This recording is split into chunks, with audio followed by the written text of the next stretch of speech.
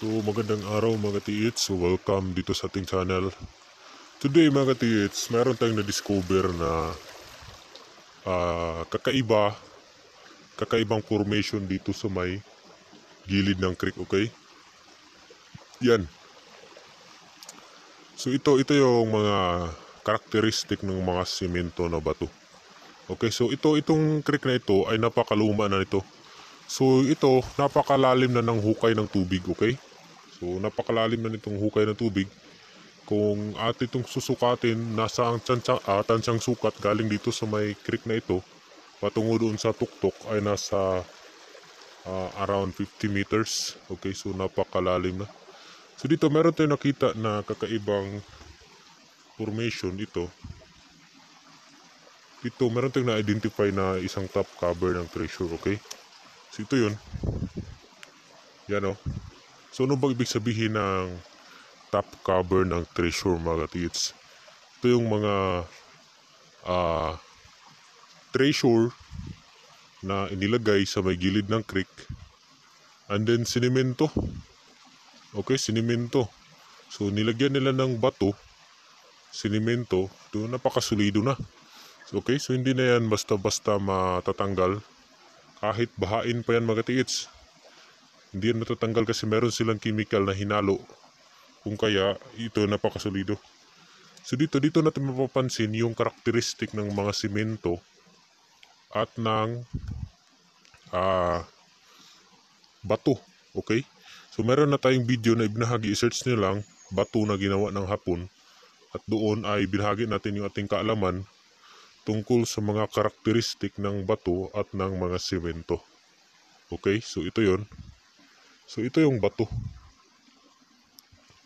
Yan. Yan yung bato. At ito yung simento. Okay? Yan yung simento. So ano bang napapansin nyo yan mga tiits? Itong bato ay hindi yan basta-basta kapitan ng lumot. Okay? Yan ang walang lumot. Pero ito, dito sa portion na ito, meron siyang mga lumot. So ano ba ibig sabihin nito? Nilagyan nila ng mga bato at saka sinimento. Kung kaya napakasulido na nito.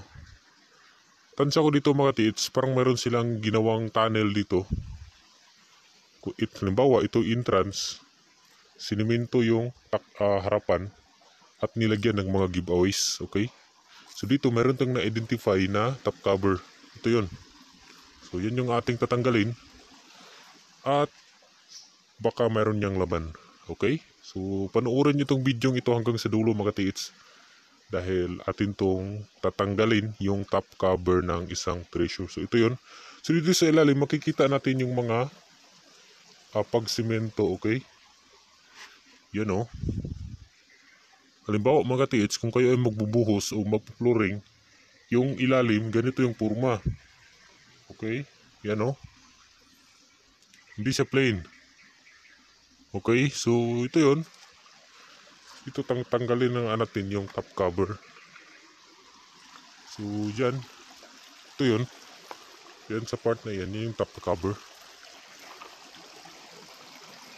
Okay? So, ito yun. Ito yung ating tatanggalin. Baka meron pong laman. Okay, so yan. Napakagandang sign. Okay?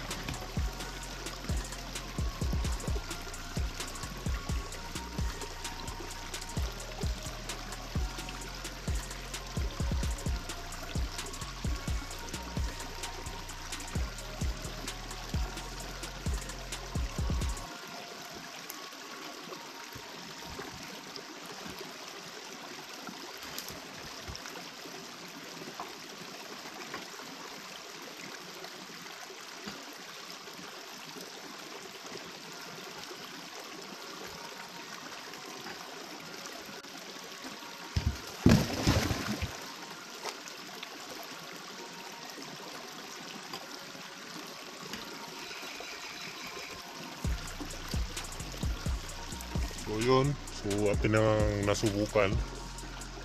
At kung ating mapapansin, okay, so klarong-klaro yung treasure. So yun yung mga tinatawag natin na mga giveaway, okay, pamimigay. Kasi halimbawa, makakita tayo dito sa labas, hindi na natin hahanapin yung bitong tunnel mga katits eh. Nilagyan nila ng giveaways dito sa labas para hindi tayo pupunta, hindi natin hanapin yung big deposit, okay? So yun lang mga katits, so huwag niyong kalimutang mag-subscribe at i-like ng ating video para sa marami pang kaalaman tungkol sa mga sign, okay? So yun lang at maraming salamat.